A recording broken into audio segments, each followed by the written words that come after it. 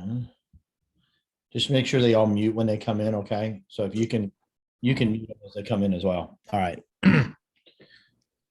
All right. Good evening or late afternoon, depending on where you guys are. So, yeah. So yesterday being a holiday, give everybody a day off. We wanted to get this session in for the week because there's a, with the new software application and the new modeling and people have questions, we want to definitely make sure that we're able to do that. So what I want to do, guys, mute yourself when you come in. So what we're going to do here is if you see them, you can add them as they come in. Okay, so just so they pop off. So what we're going to do, Eric's running a little bit late. He's going to join us here shortly. But what we're going to do is we're going to go into some of the Q&A stuff first, and then Darren, I want to pull up Darren's model. So Darren, get everything prepared so that I'm going to give you screen share, and I want you to drive this because this is really important for you guys. I want to walk you guys through the modeling, but I want to see how you process the data, what your thought process is when you go to evaluate the deal, and just sort of see visually what you're doing. So if you got a model, we want to get through that. We want to do that, and then we'll just go from there. So that shouldn't take us too long, and then everybody can learn from that. And as we do more sessions with Deal or No Deal, as we do on occasion, this will be a good place for people to go back and review and go through the process. So I am going to go to some questions first. I want to make sure we get these addressed since from the last call. Okay.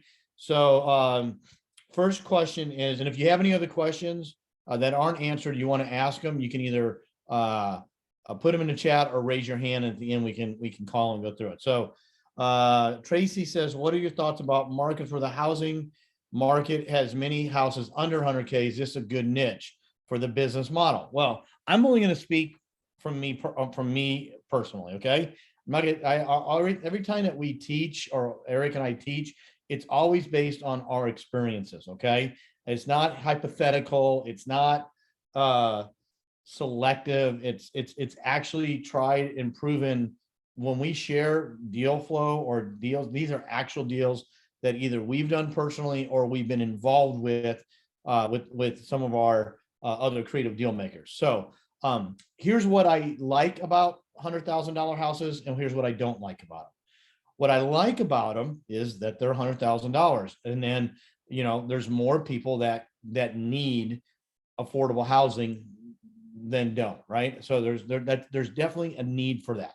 But with that said, you're dealing with potential buyers that typically are not as good of borrowers. Remember, if we're going to write mortgage notes and we're going to be the bank, our intent is to be in this for a long period of time. We're writing 30-year mortgage notes, right? So that's a big piece of this when we underwrite the deals, what that ultimately might look like. So here's the other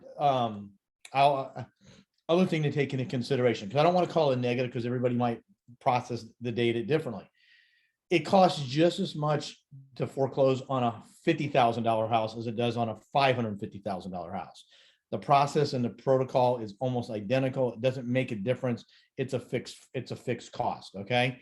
But you have other options besides foreclosure, right? You have deed in lieu, you have cash for keys, you have loan modification or forbearance and things along those lines. So those things all work in our favor as to being a bank.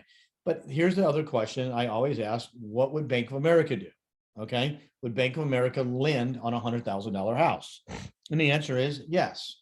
So it's just more of a personal preference, and I think it also has a lot to do personally with where that $100,000 house resides relative to the city, to the market, to the overall area. So it's not doable because those houses go up in value. I think more importantly is, can you underwrite the deal?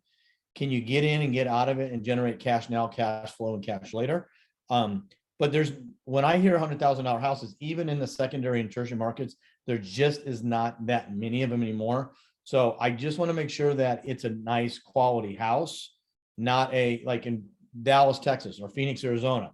There's not $100,000 house to be had. So I want to make sure that if it is $100,000 house, that it's relative in terms. So hope that answers that question. But that's the whole purpose of the model, right? You put it in the model, and there's those three. And when we get into Darren's model, we'll see them.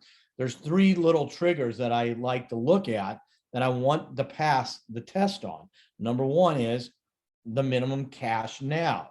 Now, I'm not saying you have to get cash now on every deal, okay? But I like to see $3,000. So can you buy this deal cheap enough or control this deal cheap enough to get you at least $3,000 cash in the model? That doesn't mean that's going to be the exact number. It might be up, it might be down. There's some other factors that go into it, but can you get to a positive cash position? That's number one. Number two is, what is the amount of the profit per day, right? What is the profit per day? I want to see that number personally north of $500. Doesn't mean it's not a deal if it's not $500 or more. That's just one of the markers that I use in the model. If I see that and I see the other one, then we're 2 for 2. The third one is I just had it in my mind. I just forgot. My third is total value of the cash and the second lien value. Personally, I like to see $25,000 minimum, because if you start getting any less than that, then it's just you're doing a lot of work and not generating a lot of cash or cash flow. So on a $100,000 property, if you're able to get it there, you get 10% down. That's 10,000 less all your marketing fees and your commissions and your seller closing. You might be close to that 3,000. Okay. Just depends on how much you got to pay in commission.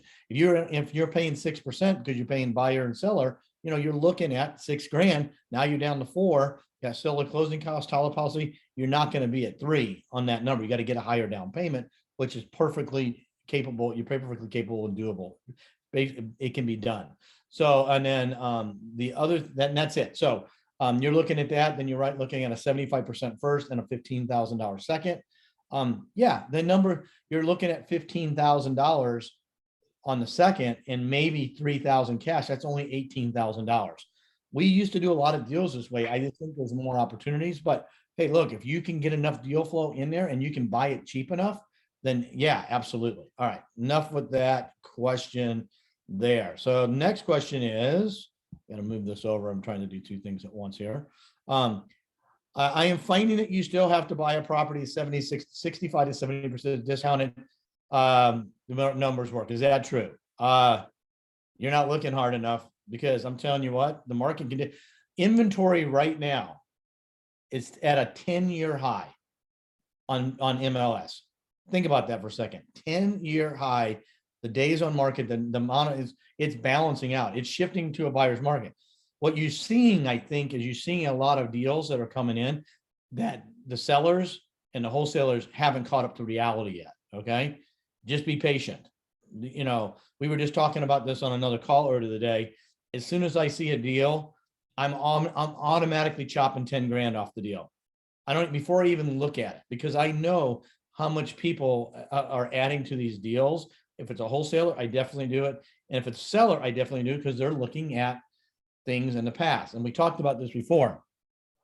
There's a reason why the windshield of a car is this big and the rear view mirror is this big. Okay. The reason why is because the windshield is where you're going.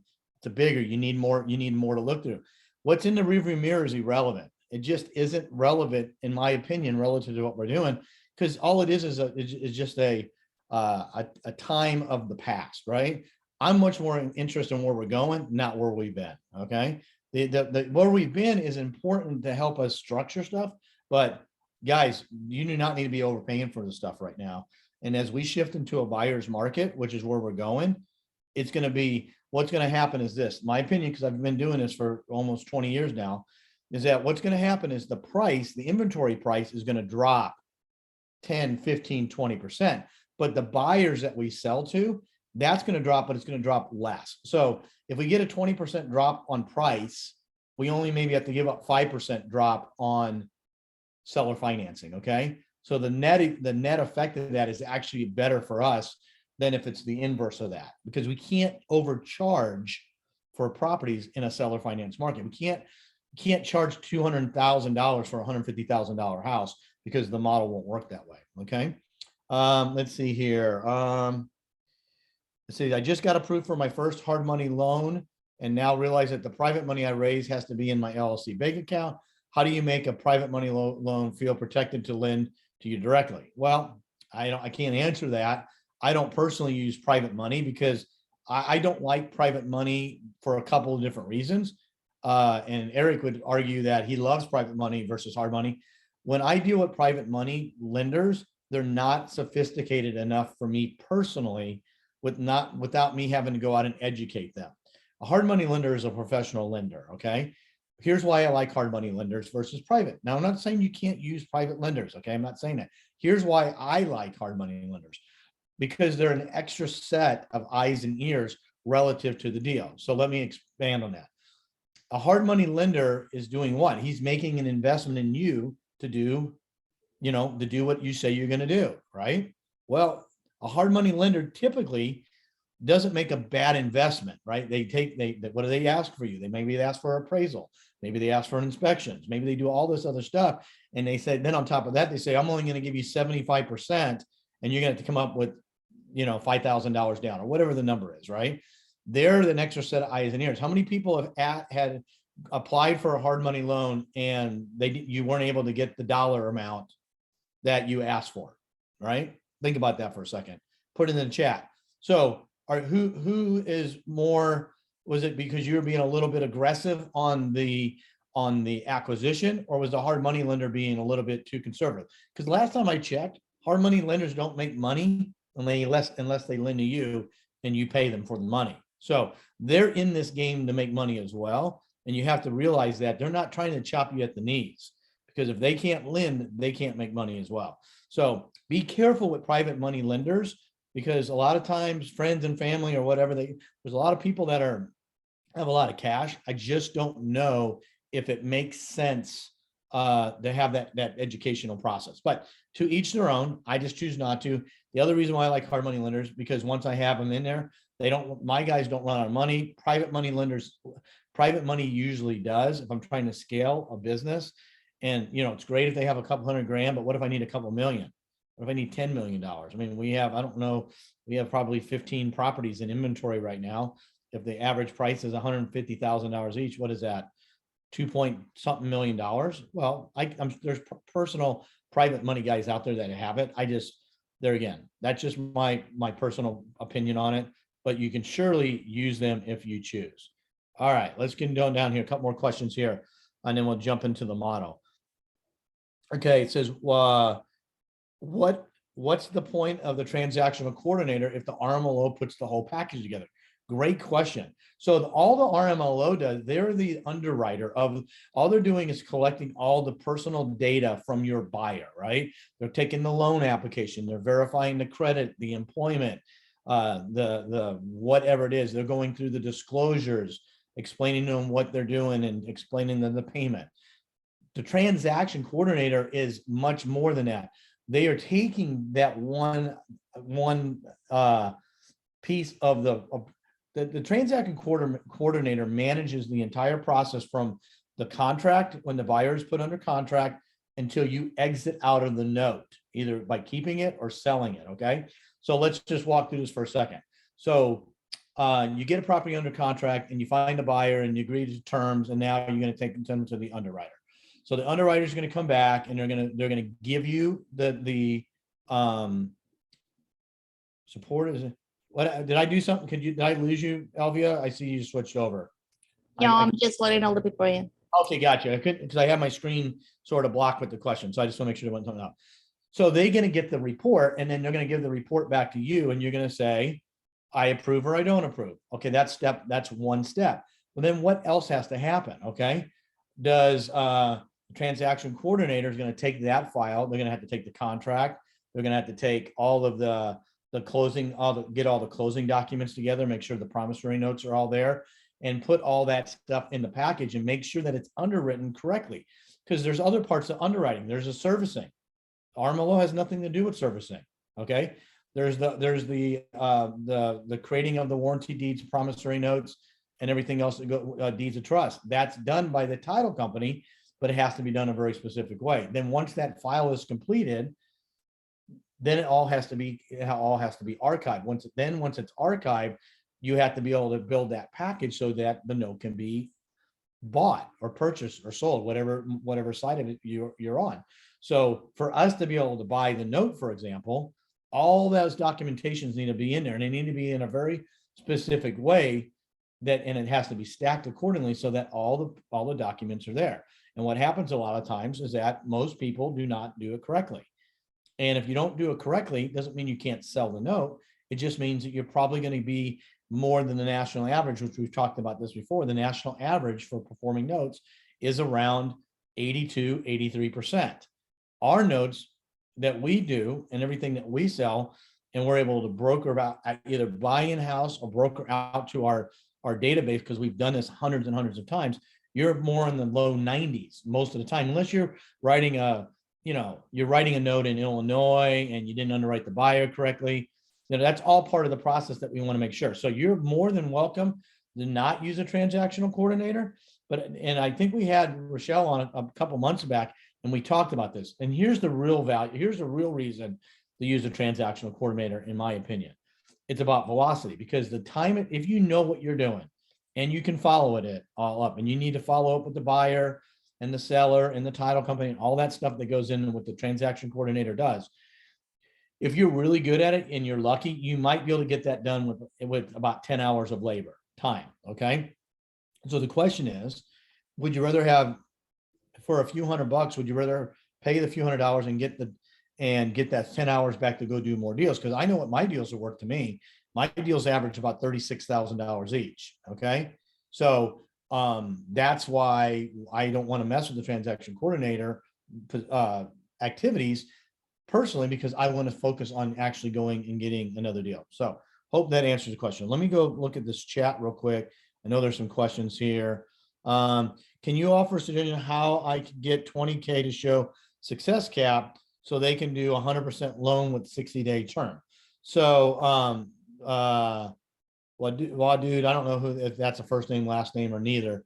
But the question is how you can show it. Well, you can borrow it. If anybody's one of Pace's students, he talks about Gator lending. Sounds like a Gator lending to me. So if anybody is a potentially Gator lender and wants to give some feedback on that, you guys have a conversation, a message.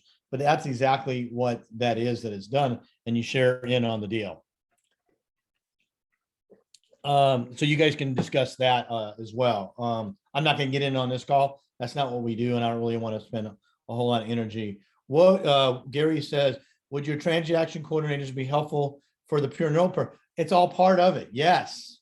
So if you use the transaction coordinator, Gary, to help facilitate the coordinating of the buyer, and then the buyer and the seller and the closing, right, with the title, then they're going to stack that file correctly so that you can exit out on the notes. It's the whole point of using it, right? So when that file is done, we're working on a deal right now. They didn't use us as a transaction coordinator, but we're going to buy the note, and we already looked at the underwriting file, and we said, when you do all this stuff and you stack this file correctly, a stack file is everything that's in the vault, right? So if you go into if you have the master class and you have the vault, all that data in there, all those are all the stack files, hundreds and hundreds of pages of information and data that's there, all the disclosures from the buyer, the buying and the selling documents, the note, the recorded warranty deeds, deed of trust, everything that makes that paints that picture to the note buyer, which is who we are. That's why we're able to pay, because when you stack it correctly, we're able to pay more because we're not spending the time to go look at everybody's doing it. Because I'm telling you what, not all promissory notes are created equal. I can promise you. You have one attorney write a promissory note and you have another attorney write another. They're not the same. Doesn't mean they're wrong, and one's better than, well, one may be better than the other. Doesn't mean they're not both valid.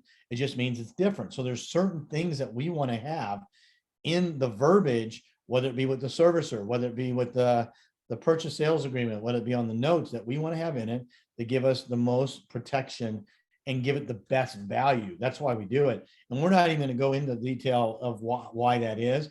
Just trust me that the reason why we do all this is to get that extra 8 to 9% of the note price. All I got to say is go take a note, you go create, and go try to shop it on the open market. I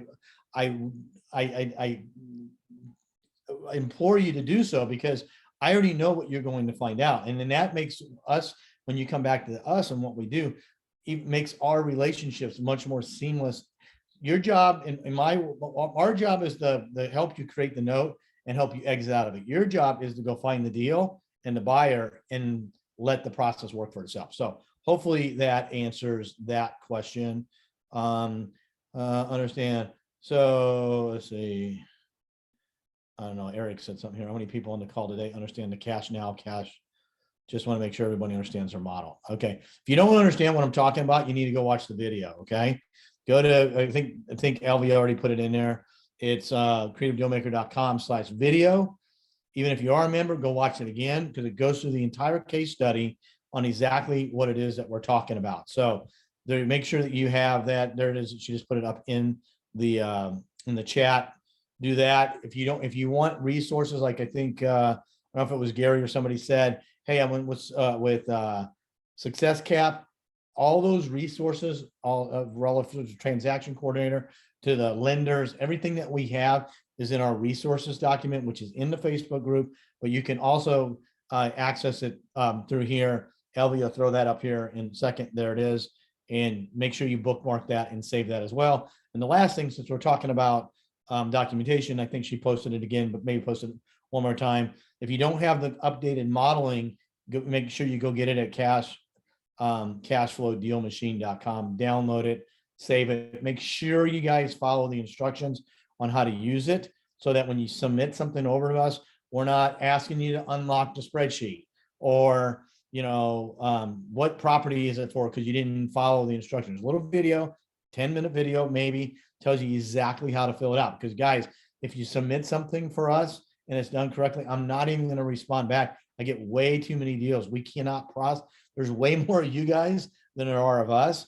And the only way we can get more and help more people is by you guys doing a little bit of your part by following the instructions that we need, so that it's easier on our team to get everything knocked out and done. So a couple more questions, and then we're going to jump into Darren's deal. Okay, so I had a couple more really good ones here.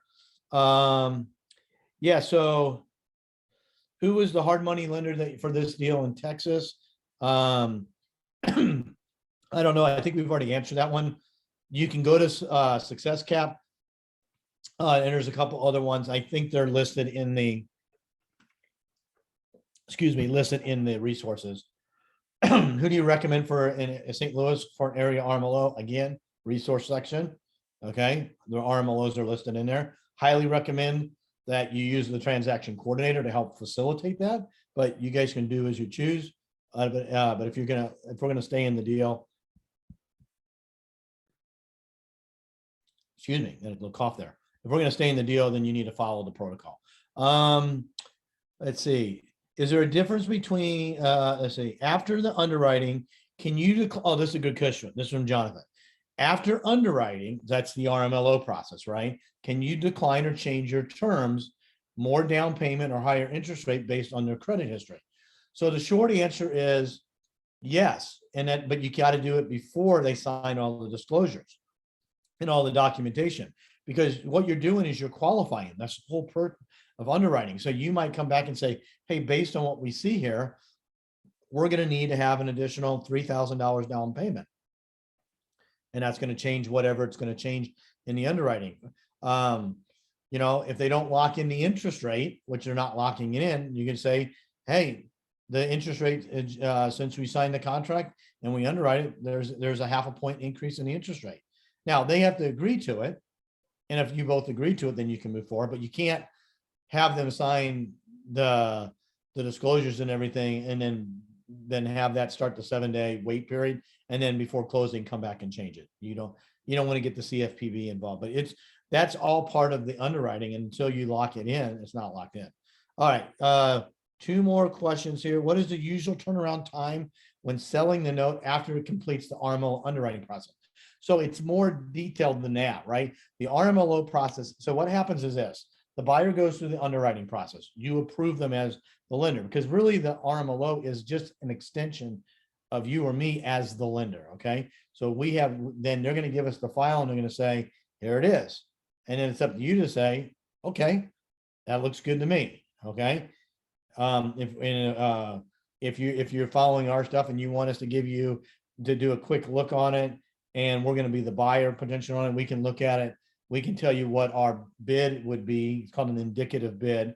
People think it's an offer. It's really not. It's really a bid in the note space. And we'll say, this is what we will pay you for this note based on this criteria, assuming that the buyer finishes all the remaining stuff. And we can get that to you before you actually approve it. So we always tell the buyer, we're going to go put you through underwriting and give us 2 to 3 business days to approve your application, to approve your loan, right? People have done this all the time. Back in the day, you used to have to go in and you go in and apply for a loan, and it may take 2 or 3 days to get the approval. No difference here. Okay.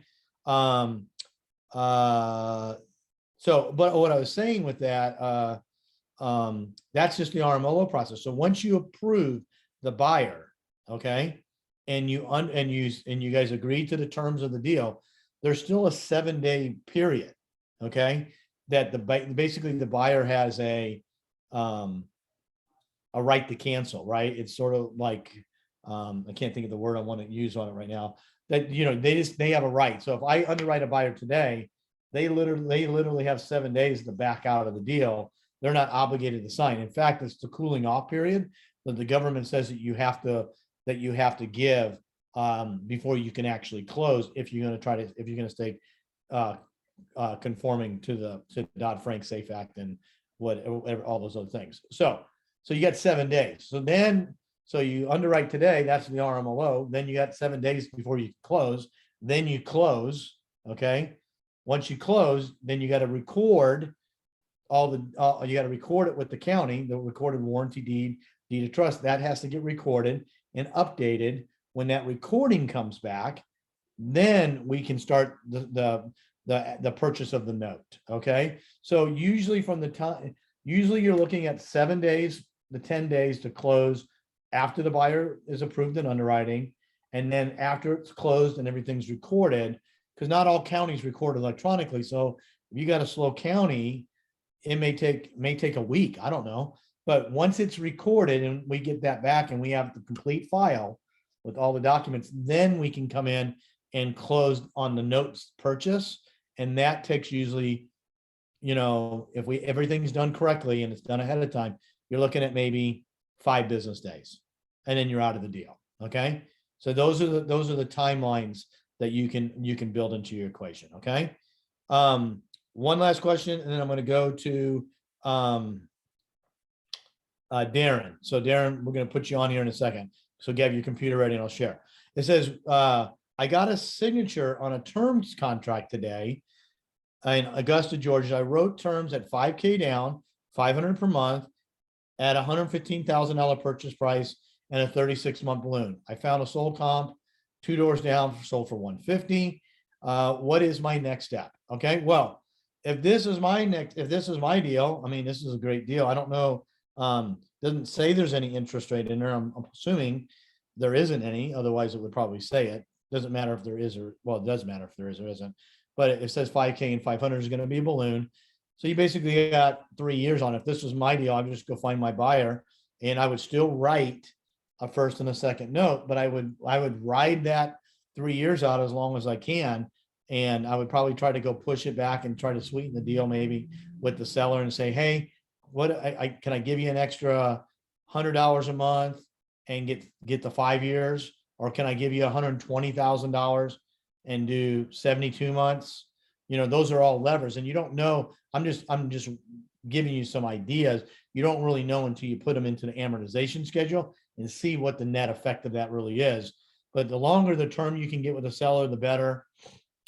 Because you have the ability to come back and buy it out. But this looks like a solid deal. Anytime you can get a seller to carry any of that stuff, I don't care if it's even 12 months, 6 months, I would still take the deal, because you're going to avoid having to do the private money or the hard money on the front side, which usually costs, you points and interest. Whereas when you already have built-in financing on this as well. So hopefully that helps out. So I'm going to go, I think, let me just double check the chat. And then I'm going to give, let's see here. What formula do you use to get selling price? Based on the course, it looks like it's approximately ARV, about 50% of the cost repairs. Does this seem right to you? So I'm not sure I understand what formula to get selling price. Are you asking when when we are selling it, or when we're buying it from the seller? So maybe clarify that. We can come back to that. And then it says, what red flags would make you renegotiate terms? There are none. I mean, I don't know. I mean, if the guy has 3 bankruptcies, maybe, but I just got a deal today that it's a San Antonio house, and we sold it. We put it under contract for $200,000 and got 10. We asked for 10% down. They agreed to it, and then they literally just came back today and go, well, we want to put $140,000 down. Can we still do that? Well, that changes everything, right? Because now I don't necessarily have to underwrite them the same way. I have a lot more options as the lender, but every deal is a little bit different. And that's why it's super important to use things like the transaction coordinator, because they can help see some of that stuff and help you be eyes and ears, especially if you're using the constant close side of it, because that's what they get paid to do. They can get on the phone with your seller and explain some of that stuff to go through them. If they have some questions or that need to be answered as well, they can go get documents and follow through with them on pictures or lockbox code access and things along those lines. So anyway, I hope that stuff, I hope those questions are good. There again, you can always post them in the Facebook group. We'll collect them and we'll bring them up on the next call. Last question, and then I need to get to Darren. Selling prices when we are selling to the end seller finance buyer. Okay. So I look at value. I just want to know what the maximum ARV is after repaired values, and I adjust my sales price on that. I never sell above, I shouldn't say never. Very rarely do I sell above maximum ARV more than maybe 2 or 3%. So if it's a $200,000 house, I might go to 206, 210. But I'm never going to take a $200,000 house and sell it for 250, even though a buyer may want to do that, because here's the reason why. Because it dilutes the value of the note. So even if you can get a buyer to say yes to a higher price, and believe me, in the seller financing space, they will, and you can definitely do that. The problem is you have to give up such a huge discount, because a note buyer, when we buy notes, we're buying it based on risk. Okay. What don't we know about the buyer? We don't know if they're going to perform on the note because they haven't even made a first payment yet. All we can do is look at the property, look at their underwriting file, look at the terms of the deal, and make a best decision based on performance of previous types of note structure. And we say, okay, based on this, you have time value of money, you have the interest rate, a lot of these factors that go into this. So we would need to look at this and say, okay, this is what we're willing to pay. And we're really trying to mitigate risk, because 30 years is a really long time to be in a deal. So, and you're starting out with no historical data. So the seller financing way I do it is very simple. I take the maximum value that I can find for a property. And I don't need 3 or 4 or 5 properties. I'm not an appraiser.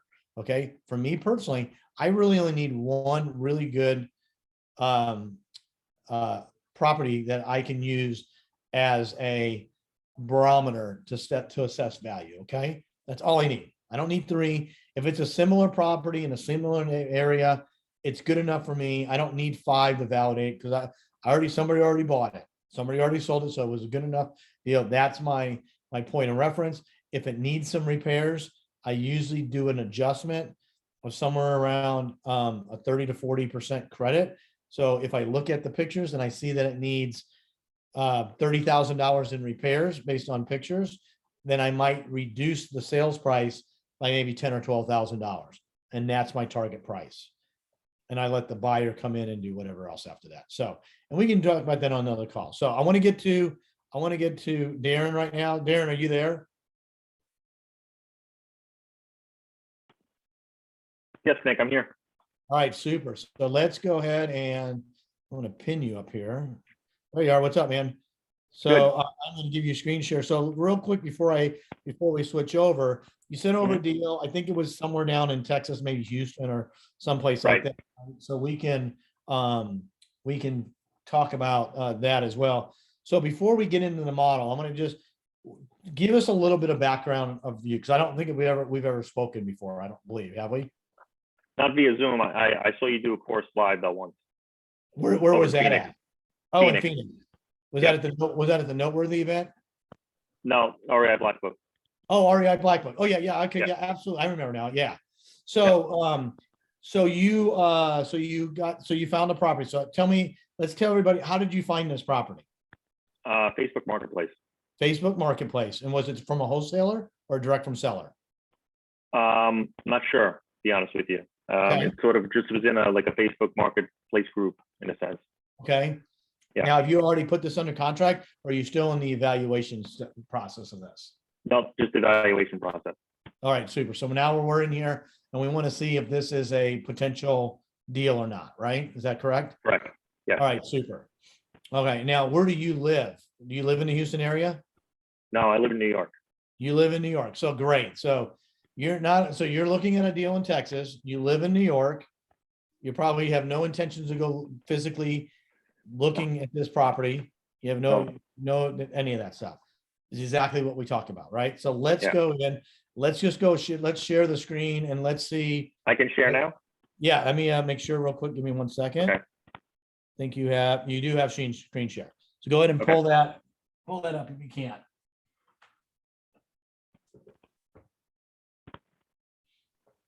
Good. Yeah. So let's walk. So this is your model. Mhm. I looked at it briefly, but I didn't go too deep in it because I really wanted to sort of see how you did this. Okay. So let's start at the top. Sure. Some people on this call may never even have seen this, the model here. Give me 1 second. Okay. There, that helps. Wrong one. So you did what you're supposed. So that you see everybody that says tutorial video. Watch this video first. I could tell that Darren watched the video because I can see how the stuff's named. I can see where the address is and stuff like that. So great. So that's what we need, because when we look at it, because when I look at this the very first time and you want us to consider stuff, scroll down just a little bit, Darren. Yeah. To right where the page break is. Scroll down a little more. Just so it, because when I'm looking at this deal, a little bit, we're getting into the second half of the page where it's deal modeling. I don't want to go too far. Oh, your thing's a little slow. There we go. Yeah. I can't. A little more. Still showing. Scroll down a little bit more. There, a little bit more. I want to see where the cash now box are. A little bit more. Oh, okay. Yeah, right down a little bit. See, right. A little bit more. A little bit. What? Two more lines. The whole second part. Okay. Yeah, I just want to see the bottom half of it. So perfect. So what I'm looking at right here is the first thing I want to see is I want to see the cash now, the net cash and second lien value, and the profit per day. That's the first thing I'm looking at when you guys send it over. I go, okay, it's got a $3,000 minimum value, cash now.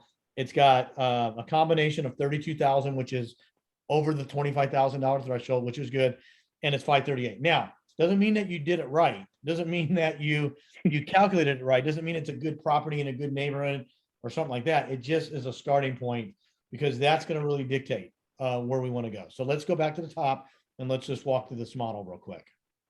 Okay. All right. So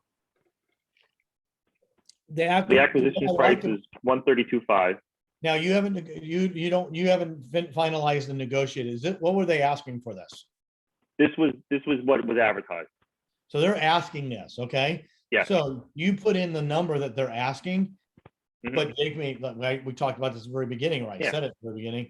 I'm coming in $10,000 less on everything right now, right? So let's just say, for sake of argument, that you're able to get this at 125. Just go change that real quick, okay? When you change that right there, your sale price doesn't really change. Scroll down and look at those three boxes now again. That changes the whole complexity of the model. Now you're at $10,000 cash, $40,000 second, profit of $660 something a day. Okay. That's the value. That's how to use the model, because if that number was, let's go back to the top for a second, because I just want to show people that are watching it. Let's go put in 135. Okay. Let's change it to 135. Oh, I dragged it. right. Change it to 135. Okay. Now let's say that's where you started. And then you do the model, scroll back down to the bottom where we were. Okay. And now you're at 468, 30, and 495. So right there, you got to do a little more digging. It may still be a deal at that point, depending on how much cash you can utilize to wait, because that's a pretty good size second note, right? Yeah. You know, I would probably spend, I would personally, I would spend $3,000 or $4,000 to get a $35,000, $40,000 second note all day long, especially if I'm the one trading it. But you got to have $3,000 or $4,000 or $5,000 to do that. So if that number was negative, you can just go manipulate your offer price to get the numbers that you want. Okay. So if you're happy with the 132,500, wherever you want that to be is where you want to put that number at. That's simple. Okay. But you know, at full asking, the deal probably works. Okay. Right. So let's assume that's where you're at and that's where it is. So let's go down to So now let's go. So you got sales price of 199,900. So where did you get that number from? So I have here, let me just move this down for a second. Here are the comps I have with batch leads. So the first thing I like to see is go to the top. What was the first number that batch gave you? Okay. 184, I think. 184. Okay, good. Yeah, 184. Perfect. That's a good, I like to see where we are. So that's good. So, and you scroll down, let's look at the comps. I mean, you already got it at 199. I know that we're probably pretty close, but I do like what I like to do on batch, and you don't have to buy batch. Batch is not cheap. It's not free. You can get the same data from Zillow for free and Realtor, but you know, for me, it's about velocity. I know how to use it. I can do these in a very quick time. So what I like to do here is, okay, you got a couple of them that are a little far away. That's okay. Not a problem. Well, these are the most, that's because these are the most recent. Yeah, okay, well, that's good. But you're still, my point is that a normal appraiser may not pick these same comps, but it doesn't matter because they're perfectly good enough for the model that we're doing. I would use these all day long. But I like to see, scroll down there, is there anything that's got value that's sold that has pictures? Maybe go. No, I don't think I saw any on I'm just page curious. I 2. just sort of like to No, get they all have one picture. Yeah, it's just at sort the of, front. that's sort of weird. But you could probably go on Zillow and find what's sold, and they probably have pictures and so on. I just sort of like to get a visual of what we're looking for. So that's good here. So did you run the ZHVI on this by chance? I did. And what did that, see what this comes out at? 240. Perfect. I love this. Okay. So make sure you put that in your model though. Okay. Because the whole idea of the model. Nick, it is. It's right here. Oh, you got it in there. Okay. I didn't see it earlier. Okay. Perfect. Yep. Well, you didn't, then put your value on your comps for batch. I knew one of those two was missing. Oh, okay. Right. Just so you have it. Because what you want to do is the next deal you do, you're going to go do the same process over, and you're going to take the master and you're going to put another tab. And so you're going to all across the bottom, you're going to have all your properties. Okay. So you can go back and look and see and trend. So I would definitely put that in there and good. So this is good. So I like what I've seen so far. So now let's look at these actual pictures real quick. Okay. Some of these pictures. Okay. So just kind of breeze through them quickly, right? Yeah, just go through them and I just want to sort of see. Okay. I mean, the flooring's a little bit off. It's got some issue, but you know, it's got some bars on the windows. I can't get a good idea on how much of this flooring is going to be usable or not. I would say based on what I'm seeing right here, I would probably say for what's the kitchen look like? Let's see what that looks like. Yeah, let me get that. See. Yeah, I may have to get out. I think if you go back, close that, go down and scroll down. Yeah, go down there. I don't think the floor is all that good. Okay. So I do want to see, I like to look at the bathrooms and I like to look at the kitchen. Those are the two main things that I like to see. So It's got some maybe they had some wallpaper on there. That floor all has to be gone. So we don't Yeah. need to be the ones that replace it, but we need to assess sort of the value. Now, I don't, did they have a This is right. fire in there? I would want to make sure there wasn't a fire in that house. That'd Yeah, be one. let me Okay. It looks Because like it is. there's I think it's just wallpaper. wallpaper that came off. Yeah, That's what it looks like. yeah. But I saw Yeah. that little black there. That looks like a little bit of soot, but it could very easily be just them I taking. think it's the wallpaper. Yeah. Okay, so I'm gonna just say, and what is this, a 3-bedroom, 1-bath house, 2-bath house? Yes, 3-1. Yes. So go back to that last picture. I think that's shadow up there. So I'm just gonna say, let's say this is $30,000, okay? I don't think it's probably more than that, because we're gonna make it a rental grade. We could paint this whole house, we can put new flooring in it, and we can clean it up. Not that we're gonna do it. And I'm saying, so if it's $30,000, then I'm gonna give them maybe, call it a $15,000 reduction in price. So that's Okay, probably where yep. I'm at on that. So I'd want to go back to that maximum ARV number, whatever that is, and I would probably adjust my value, my sale price by that amount, because, so we don't know. So right now you have, yeah. So 184. I would probably, now, doesn't mean we can't sell it at 199. Okay. Remember, this is modeling. What we're trying to do is put ourselves in the best position to succeed. And we want to be able to sell this, because somebody's not going to give us full retail for a house that doesn't need it. But we're also not going to give them a $30,000 discount, because we already know for a fact that they can do it themselves cheaper than what we pay. Okay. So if that's the case, and we go back to it, and we go back to the calculator, now we're at 184. Your minimum owner finance, go back up to your minimum owner finance value was 190 based on that calculation. Okay, I can live with that. 20,000 is probably, I would probably adjust that down to maybe 17,000. Okay, because it's gonna need work, and we need to take some of that out. Now, we could take a little less and have a bigger second note, but this is probably, when I'm looking at this deal, this was my deal, this is probably where I'm starting the negotiation from, okay? So now I would scroll down after I make those adjustments. I'd scroll down. Oh, go back up to the dates real quick. I just want to see some. So you're closing, you gave it 60 days. Okay, I didn't see that. Yeah. Did you run the flood factor report on this by chance? Yeah, 1. Then it's 1. Perfect. All right. Houston, there's a lot of flooding potentially in Houston, a lot of hurricane. You want to know what that is, because the higher the rating, more expensive the insurance is. Now, granted, we're the lender, we're not paying for the insurance, but the buyer is, and it all affects the affordability on what they can buy, right? So here now, let's look at these numbers. Okay. So before we go and change anything, I want to look at where we're at. So right now, what this is saying, now we're at minus $9,600. And we're at our net cash second lien value is only $19,000 and $317 a day. So it fails on all 3 of those. Now let's just talk about this for argument's sake. Is this a deal or not a deal? The answer is it depends, because the question is, would you invest $9,600 for a $29,000 second lien that pays you 10% interest? Okay, so let's figure this out for a second and see what it says. So it tells you right there that it would take you 36 months to get back to cash neutral. Okay, that's the whole box. So what does that mean? It means you have to put $9,600 in, if everything is true in this model, and in return, you're going to get $29,000 back.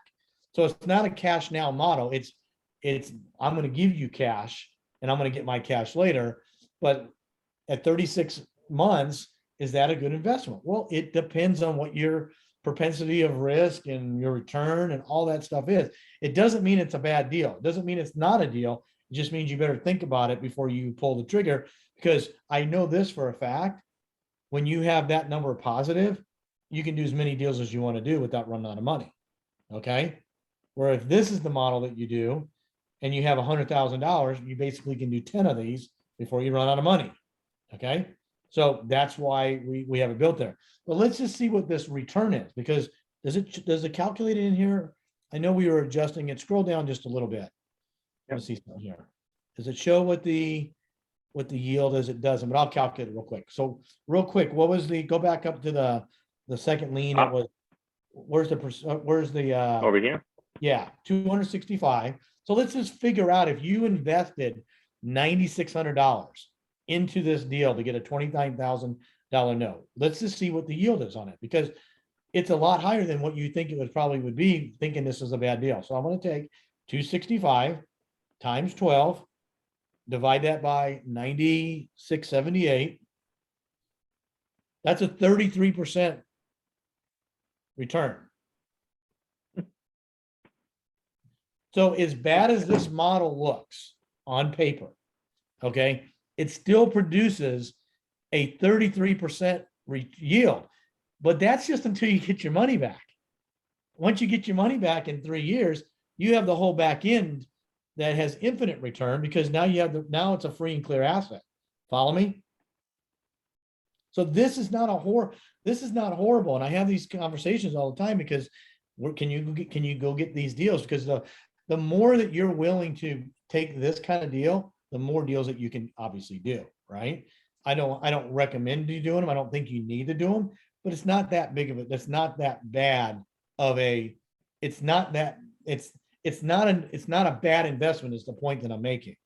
I'm just saying there's better ones. So now what I would do is this.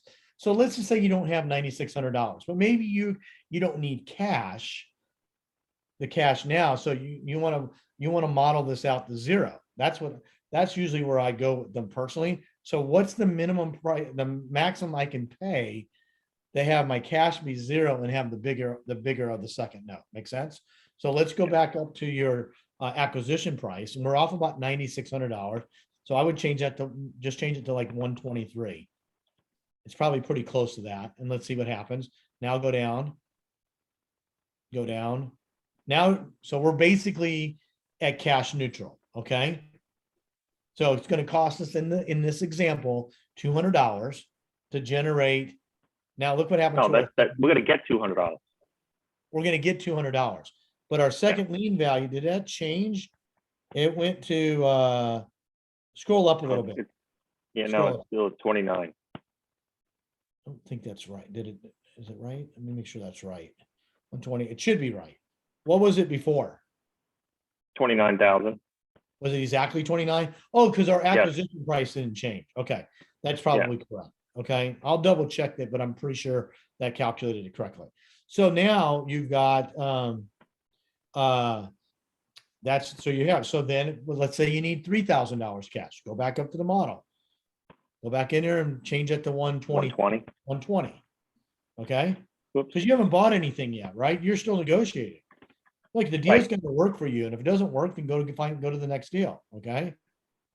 So now it changed that cash value. So I'm going to, I got to double check that second lien. No, because we're not changing this. Oh, you're right. We're not changing the price. You're correct. Yeah. All we're doing is changing the cash. Only thing that's changing it is the cash portion of the deal. So the model is right. I was trying to make it do something different. The only thing I did change, Nick, based on off your model, is 75 no percentage, but I did change it to 92. Yeah, I think for this property in this area, you can get away with 92. I think you're going to be okay. But for typically speaking, for modeling, I personally like the model more conservatively. Okay. I want to model this I would probably change it to 90. It's not going to change the deal that much. It's going to change your cash down a little bit because you're going to get less. A lot. Changes it a lot. Yeah, because you're discounting a bigger portion of the note, right? So but there's other things that we can do. We can change that, go back to 92, change it back to 92. But now let's make the note, the first lien note value, let's change it to 73%. Okay. So now you went back almost down to zero, but your second lien note value went up. Oh yeah. See what happens? Because you're not discounting the second note. So that's why it's really, really important that when we put this in the model, that we want to take a look at it before we approve the buyer or you Mhm. approve the buyer and get a pretty good idea on what that note is going to pay you back. That's why we do it this way. That's why it's important to have us in the process. So, because the whole idea is that we want you to make as much money as possible, but at the same time, we have to be able to buy it based on the risk. We're not trying to chop you off the knees. It's all based on risk. So if I get if I'm the note buyer, okay, and now you write a 73% note first instead of the second, I mean, instead of a 75%, what's my note value now? My lien goes down to 134. I'm buying it at 123. That's what that number means. That 123 is what I'm buying. The value didn't change. So think of it from the note buyer's perspective. Okay. So now the house is still $200,000 or 185, whatever the number is. Okay. Now you change it to 73. I'm going to pay less money to buy that note, but my asset doesn't change in value. Make sense? So by definition, I have less risk. I have a bigger margin to as a note buyer, I have a bigger comfort level. Now go back and change that to 75%. Now it's going to go from 123 to 126.9. So I have to pay an extra $3,000. So if my comfort level isn't great as the note buyer, that's why the discount dictates is dictated the way that it is. That's why you can't just say I'm going to pay 92% or 94% or 87%, because it's really dictated by the other factors in the deal. That's why we want to, and it's the borrower underwriting file. It's the quality of the asset. It's the location of the asset, right? It's all those factors that go in, and they all have a different effect on what the risk is, because that's what we're assessing. So I only bring this up because this is why it's important to understand what's going to happen on the back end, because you're going to end up being likely a note holder in the second position as well. The whole point of why you're doing it, so that you can keep this note. If this is the deal right here, you get $3,300 now, and you get a $29,000 second lien for your effort. That's it. So, but you have to just go you just got to go continue to negotiate a better deal. And you just can't try to force a square peg in a round hole. You just can't do it, right? You got to let the model work for what it's done. This is the same model that I've used on 1,000 deals, and the model doesn't fail. It doesn't fail if you let the model do what you want to do. Where it fails is when you start going, well, I think I can get 15% down, or I think I can sell it myself. Okay. Here it is. You got 4% built in it. Could you go sell this house on your own and save the $7,300? Absolutely. People do it all the time. Okay. But does that mean you should model it that way? You may have every intention to sell it on your own, but let's just say that you can't. You're in New York, the property's in Houston. What if you get sick and you have this property? Sure be nice to just have a realtor come in and solve that problem for you, and you've already got it built in the model. That's why you got to really, really be careful not to manipulate the numbers to your benefit. But if you do it at all, you go the other direction. You go the other direction with it. Okay. Does that help understand the model and how I use it and what we're looking at now? Guys, we're getting ready to, this model is probably only going to be, well, you can always use this model, but we're getting ready to, this is all getting integrated into an online platform. I can't give you much information on it right now, but there's some things that we're changing and we're working on where this is going to be integrated and made available in a more of a portal based environment. But I love the for the initial evaluation, this model is great because you can come in and use this immediately and put in those 4 or 5 numbers that are in the yellow and get a green light, yellow light, red light pretty darn quick.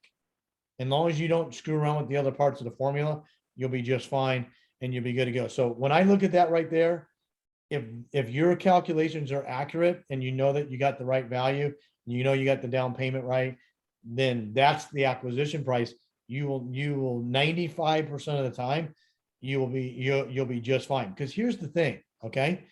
If this is where you model it at, okay, and you miss it, Let's just say you miss this by 10%. That'd be a pretty big miss. Would you agree? Yes.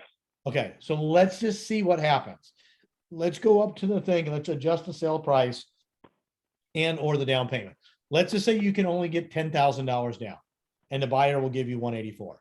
Let's change it, okay? Does that mean you're losing $7,000? No, it doesn't. All it means is you're trading $7,000 cash today for $7,000 in the second note. What does the second note go to when you do that? It goes to $36,000. Yeah, it goes up, goes higher. Okay. Yeah. So now what is your cap? You go to a negative position on cash. Okay. Yeah. Because this is why we do this, guys. I can't make this. I want to say this because this is really, really important. The 10% is what we like to get, but that's really so you can put cash in your pocket. At the end of the day, as the first lien buyer, what you do with that 25% of the deal is really immaterial, right? Because I have I'm the buyer of this first lien and I'm buying it at 75%. You're writing a 75% first. In this example, where that other 25% goes, it doesn't matter to me because that's a combination of the cash and the second note. I mean, in theory, you could take 0 down payment, right? And put it all in the form of the note. Okay. Right. You could do it and it really does not change the value of the note conceptually, although most note buyers want to see some skin in the game if it isn't seasoned. Okay. Yeah. But you could surely do it. You could change that to 70%, take 0 down and make just as much, sell it for just as much money. Okay. Relative to the percentage. So there again, that's pretty much it in the way the model is, how I use it. And hopefully that's a good use. So, if you go back up to the top real quick, you get these numbers, you get the sale price, you go to batch, you put that number in, you go to batch or PropStream or Propelio, wherever you get the number, you put it in there before you really even dive deeper into it. Set the down payment at, if it doesn't need any repairs at all and it's moving ready, I think it's 10% all day long. If it needs some work, I'm reducing it to 7 or 8%. You got it down to 5 in this example here. Maybe you put 12,000 in there. That's okay because we know we want them to take that cash and apply it to repairs, make it better. Because guess what happens when they do that? It increases the value of the property. They're basically investing their money in giving us a better LTV. Because if that price goes up to that, if it gets back up to that full value, that only benefits us as a note holder because in the event of a default, it makes us easier to liquidate and get all of our money back. Okay. Yeah. Or if you're in a second lien position, the same thing. So any other questions relative to the model? Did you have anything on it that doesn't make sense? Any of the numbers, why it's set up a certain way? And then I'm going to leave this up and answer some questions if you don't mind relative to the model, since you have it up, and I'll let you sort of navigate it. So before I go switch over to questions, what do you, anything else on there? Does that help you out? Does that make sense on where we are on this? Yeah, this was a big help. Thank you. All right, awesome. All right, so let's see questions here. So what I'm going to do, if I can find it, is where's, I don't know where you guys all went. Let's go to, maybe I go to see if anybody, let's go up. If anybody's got a specific question, just go ahead and raise your hand and let me call you on you relative to the model, specifically on how maybe something's inputted or the calculation or something like that. So if you got a specific question to the modeling, raise your hand and I'll call on you and we can look at that. So, and if not, we can just go to general Q&A and move forward on that. So, let's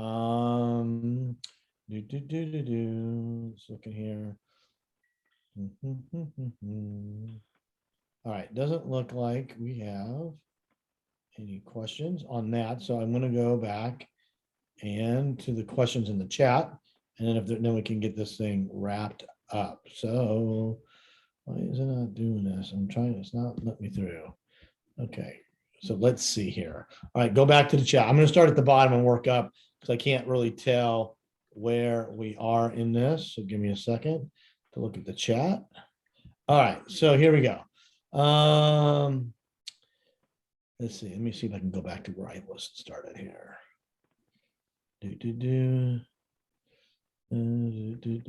Okay, here we go. Come other questions. So, isn't batch mostly for Texas? So no, it doesn't. That is not strictly for Texas. It's a nationwide platform.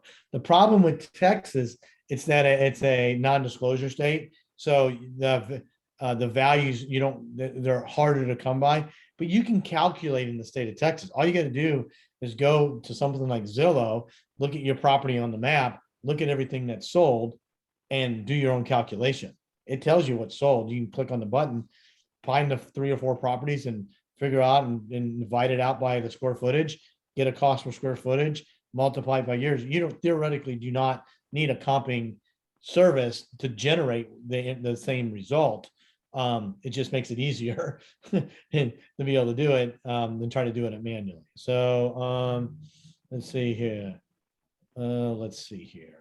Continue. Want to sell. I want to sell my partial for that. So Pat, so we're not really talking about partials. The challenge with partials is you can't have any debt, right? So that part, if you were to do if you want to sell that, what they're saying is that to sell that first lien, if you wanted to do it as a partial, you got to wipe out the underlying debt. You're not going to be able to you can't partial. What you could do is you could clear your underlying debt out, pay that all off by selling your first note, wiping out your debt if you're using hard money, and then turn around and partial your second because it's a free and clear asset. You could surely do that. That's advanced. What you could sell it for, it's, the market conditions are changing. So let's see here. Let's see. I was going through the deal, seeing the process. Definitely. Okay. Is that where the discount rate comes from? The discount rate comes from a combination of all the factors that go into the deal. The buyer, the quality of the buyer, the quality of the property, the interest rate has a big impact on it. The way it's serviced, the way taxes and insurance are escrowed, the way how the promissory note was written and it reads. Is it a judicial or non-judicial state? They all have impact on it. So there isn't really one thing. What I will tell you is this: from doing this hundreds and hundreds and hundreds and hundreds of times, if you follow the protocol, the way we did it, based on what I've done and Eric's done, if every time we do that, that number will meet and beat the national average almost every single time, because we know why the national average doesn't work. The reason why it's at 82 or 83% is for all those things that I just said that aren't done correctly when you underwrite the buyer, because most people that write seller financing are not professional note creators. They're mom and pops. They were told how to do it. They had their attorney or their title attorney do it. Let me tell you something. Just because you're an attorney doesn't mean you understand the law. You may understand one little piece of it, right? Just like in anything. So the only way you can know for sure is by doing and knowing it for yourself. And that's what we know, and that's what we do, and that's how we do it. So let me go through a couple more questions, and I'm going to get to John. He's got a question. Let's see here. No, I think note ratio is loan to value or investment to cost. So there's loan to value, and then there's investment to value. Loan to value is what the borrower has on what they owe relative to value. The investment, the value, or investment, the cost. It's not investment. The value is what the investor pays relative to value. Investment, the cost is, I'm not really sure what that really means in this example, but that's fine. Let's see. Let's see here. I have a question about, let me go back up. What would be said about percentage of the note that you sell, right? Don't understand the same. I have a question about how hard money lender gets paid off when you go to settlement. Oh, great question. We talked about this before. So in theory, what we're doing here is we're creating a wrap mortgage. Okay.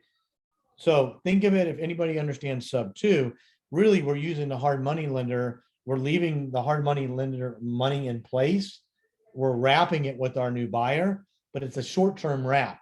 because we're going to sell that note, that first lien position, when we take the proceeds. So let's go to your example here real quick. Okay. So let's just see where well, we know what the net cash is, but your price on this, the net, scroll back up to the top for me. Down, I'm sorry, down a little bit. What's the notes? So the net proceeds from the note is about $126,960 in this example. Okay. See where I'm seeing that there? That gray box F41. Go ahead and highlight that for me real quick. F41. Oh, right here. Yeah, so that is what the proceeds are going to be from when you sell that first note. Okay. So let's go back to the top. So we're going to get 127 in. What did you pay for it? Go back up to the very top. What was your cost basis? 120. 121. So you're going to collect 127, but you're going to pay off the lender, because anybody that buys that first note from you, it's not technically a first note unless all the underlying debt's gone. So when we close that note, that 127, well, 120 of it's going to go to pay off the hard money lender. Make sense? That's it. So that's how that's going to work. So technically, we're writing a wrap mortgage that's a second and a third in the lien position, not a first and a second. But it's too confusing to call it a second and third, because that's going to all go away in 2 weeks anyway, unless you decide to keep it and stay in the deal, which you're able to do. It just, you have risk associated with doing that. Okay. Hey, could you touch upon again? You did it once before, of how to pay the hard money lender back when there's already for the note buyer to buy the note, basically. Yeah, so that's Because what the note buyer won't buy it, so it's not free and clear, right? Yeah, so let me say it again, make sure I'm clear. So now you've bought this property, you sold this property, and you created the notes, right? So now you closed on it, and now you've closed on it. Now you technically have a first and second wrap mortgage on top of the hard money, right? That's what we did. Hard money here of 120, I think is your number. We wrapped it with a first and a second above it. And so we have what's called a wrap mortgage. It's all that it means is we're wrapping underlying debt. But for me to be the note buyer, I am not going to buy that note unless I'm in the first lien position. So the way that I become in the first lien position with the note that you're trying to sell me is that I'm going to put that $126,960 into escrow. And then before we transfer all the ownership and the transfer docs and the longes and the purchase sales agreement, then when that happens, $120,000 or whatever the lender payoff is to hard money will be paid with that $126,000. You follow me? Yes. And Yes, that clears. yeah. It's no different than you going and selling your house to a new buyer and calling Bank of America and getting a payoff on your loan, and you getting the net proceeds of it. It's no different. That's it. Because they're not going to give you they're not going to give your buyer a new loan unless they're in the first lien position and they have clear title.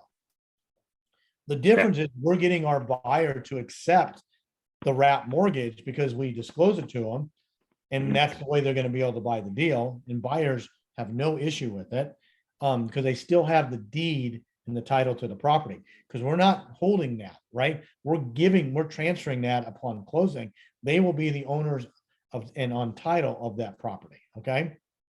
Does that make sense on how the hard money is cleared? Yes. Okay. Much clearer now. Thank you. All right. Perfect. Bob asked, why is the owner willing to take 132,000 if the ZHVI is 241,000? You can sell it for 199. I don't know. Ask the seller, Bob. I don't ask questions like that. I just solve the equation. It's no different. How do wholesalers go buy stuff at 60 cents on the dollar and sell them at 80 cents on the dollar? Anybody a wholesaler? Isn't that the whole wholesale model? I don't know. I don't get into the psychology of why somebody should or shouldn't do something. We just make the offer based on what it is. And guess what we have? We have education. We have a different exit strategy than other people have, because the retail price on that house isn't 199. The retail value is 200 less repairs. Well, figure out what repairs are. and then do that, and then add the profit into that, and then figure out the time value of money in that and how long it takes you to get it to that point. We're bypassing a lot of that because we have buyers that want to have home ownership and they're willing to forego some of the things that most traditional retail buyers may want. Okay. So let's go through. So the second, so does your second have a subordination clause? No, there isn't a need for one. We're not really subordinating the note because we're in the second lien position as a second lien lender. We're not, the first lien is going to be the first lien in the underlying debt. If this was a seller financing deal, for example, then that would maybe be a different story. And we would subordinate the seller financing if we needed to go bring capital in from a private source, then we would maybe want to potentially do that. Anyone need someone one-on-one, 281, or George? I think it's George. It's George or Jorge. I apologize if I'm not sure what it is. He's a Gator lender, right? So he understands when whoever was asking Sharon or Susan, whoever asked the question earlier, how do I bridge that? Where do I get bridge money to fund that $20,000? Have a call with George, get on a call, and he can explain all that to you. But that's how you get around it with 100% financing. And depending on what your exit is, now look, it's not free, not free. He's not a non-for-profit. I can promise you that. But at the end of the day, it's either does it make sense to do the deal? Yes or no. If you want the deal and you need $20,000, you got to pay, or otherwise go ask your mom, your dad, your brother, sister, cousin, or whatever. Go take out a credit card and use it, and then pay it back. There's plenty of ways to solve the problem. I guess here's what I will tell you. Okay, most people fail to invest in themselves.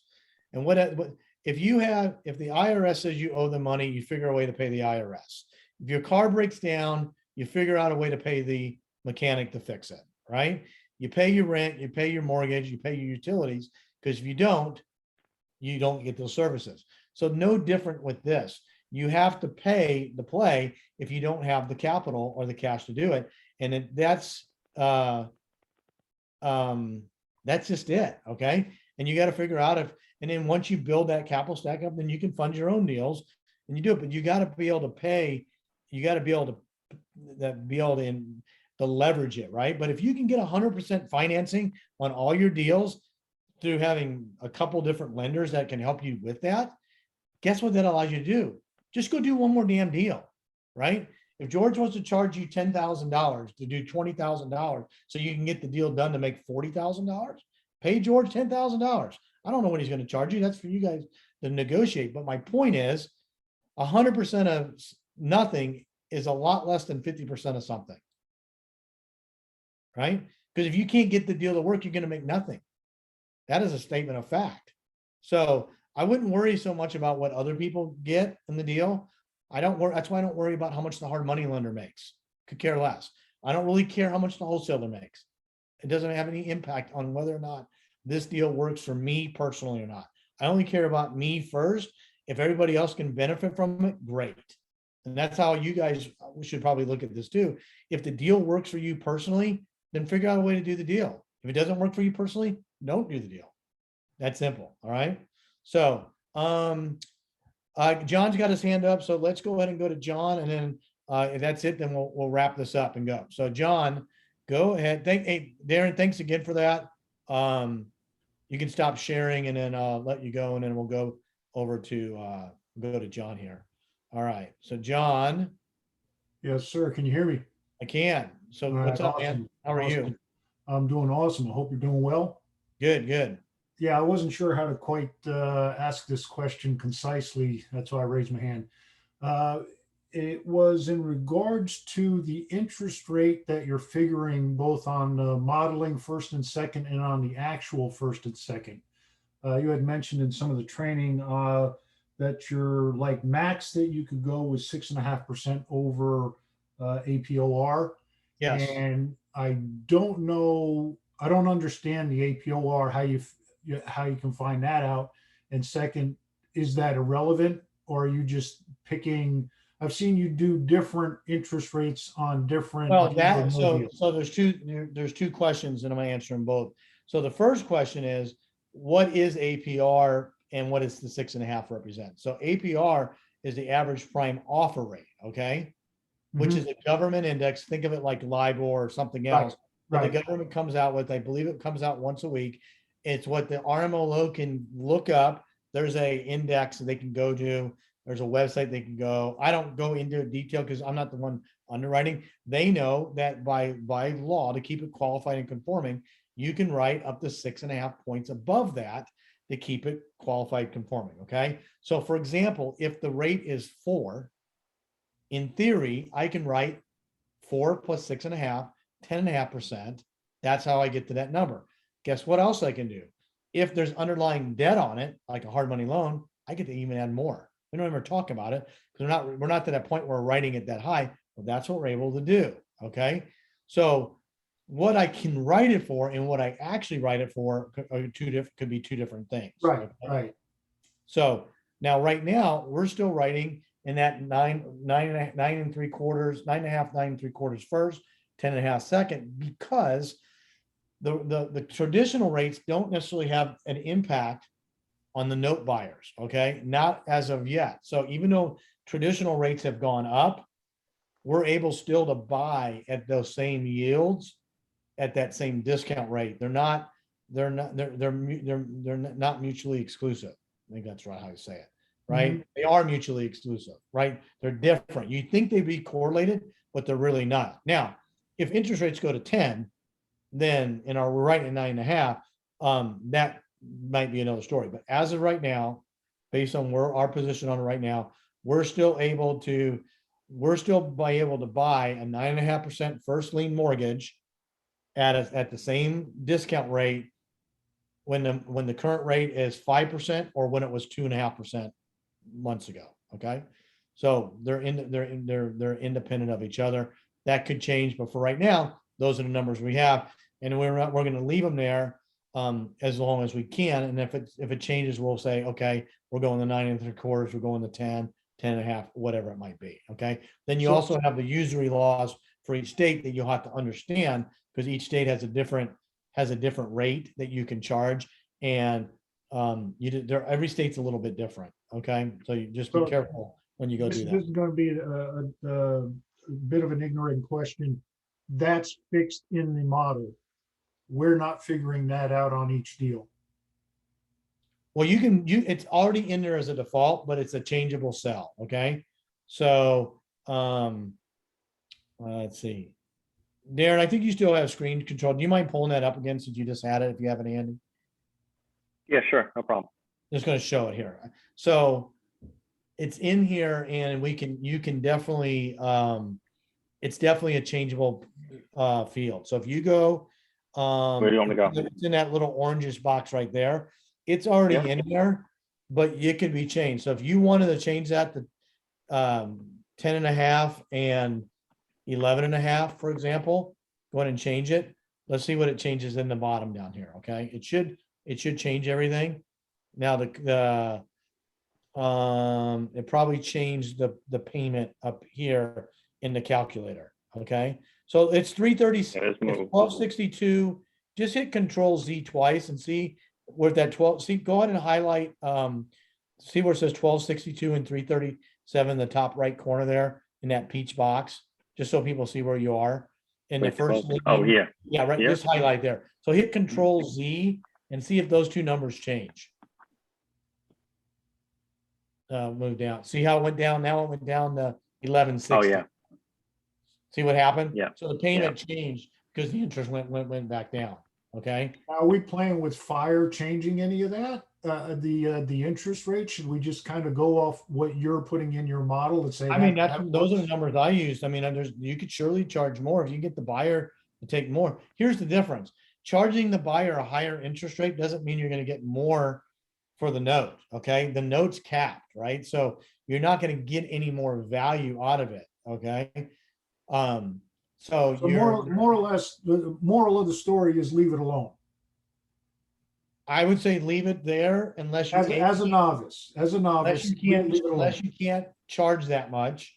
because you're in a state that doesn't allow you, there's usury laws, and you feel after you talk to your legal counsel that they say you shouldn't be charging it. You can write a high cost mortgage. People do it all the time. And you got to educate them, and you got to show them, you got to tell the buyer what they have to do and understand it is. There again, that's what the function of the RMLO can help you with when you get to that point. But yeah, I don't think there's no real reason to overcharge on the interest. You don't need to, because you're not staying in the deal long term anyway in the first lien position. And the second lien, it's in theory, it's free and clear. So I mean, do you make more money if you're writing 11% second versus 10? Yeah. But at the end of the day, it's still infinite. And at the end of the day, we really want to put the buyer in the best position to succeed. Right. That's the ultimate goal here, because the last thing we want to do is take this property back or have a default buyer. So we want to make money on it, but at the same time, we want to give the buyer the best chance and the have the perform on what they agree to do. So Nick, if I may just ask this question, if the second lien is too high, wouldn't the buyer refinance or try to refinance sooner than the average of 10 years? well, that's a good question. And the answer is it depends.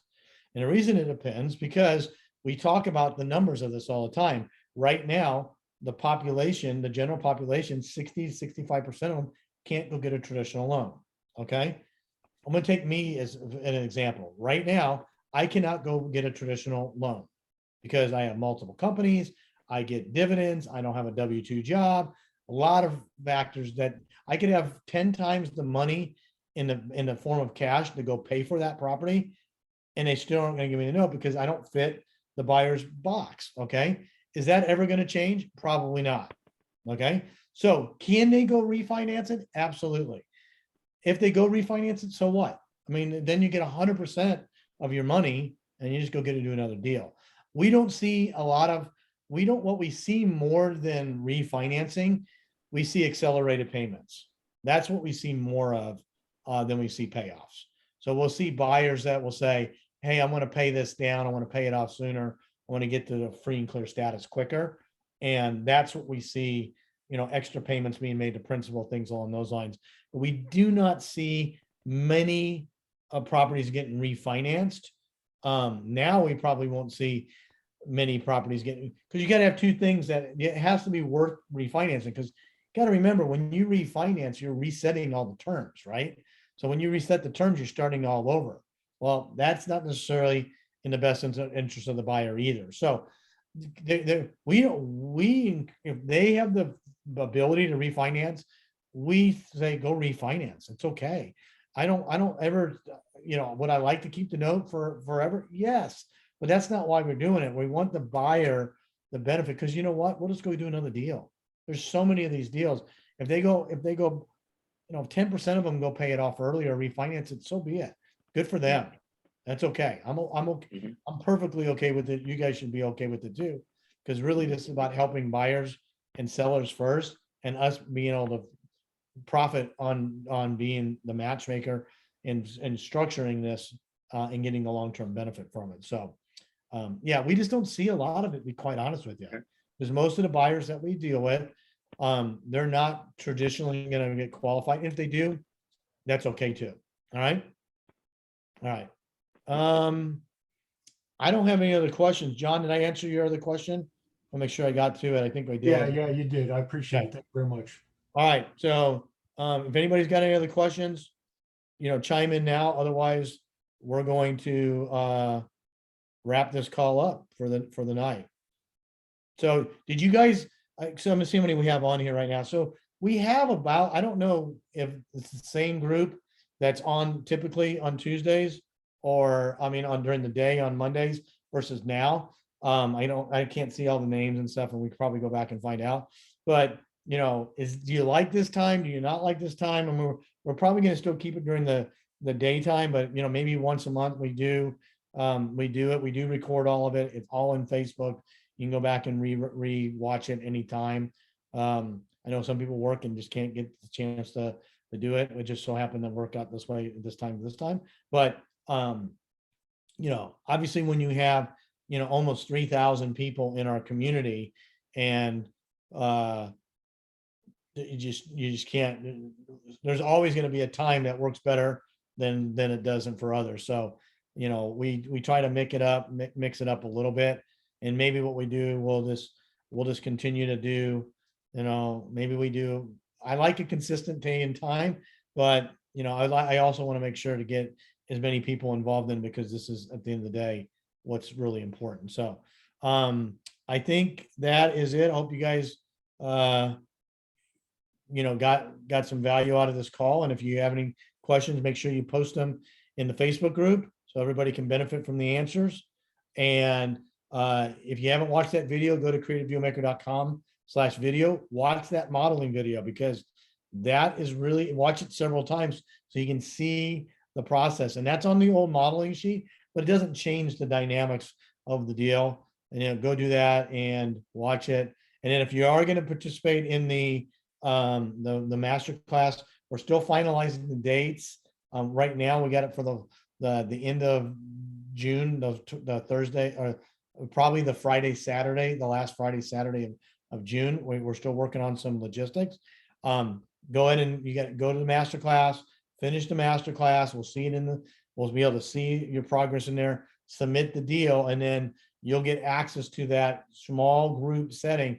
And we're going to spend, you know, the better part of 2 days doing stuff extremely similar to what we just did here, but also talking about other creative strategies that you can take into your advantage that's outside of the cash now, cash flow, cash later model, and really start looking how we can take advantage of the changing in the market conditions, because this is what's happening right now is like the perfect storm for us, right? The stock market being down, huge advantage for us. Crypto being down, huge advantage for us. Inflation going up, huge advantage for us. The interest rates in general going up, huge advantage. You know, the fact that it's now 10 years high on inventory, huge advantage for us. Everything that's happened, everything that we've been dealing with for the last better part of 7, 8, 9 years is now switching the other direction. And that switch, in my opinion, is way more lucrative and better for what we do than the way it used to be. That's it. And that's what some of the stuff we're going to go over and talk about, and reasons why we see it that way, and how we can take advantage of that, and really do more deals and have more profitability on these moving forward. So anyway, guys, thanks again for your time. Hope this was helpful, and we'll see you guys on the next call. You guys have a good night. Take care.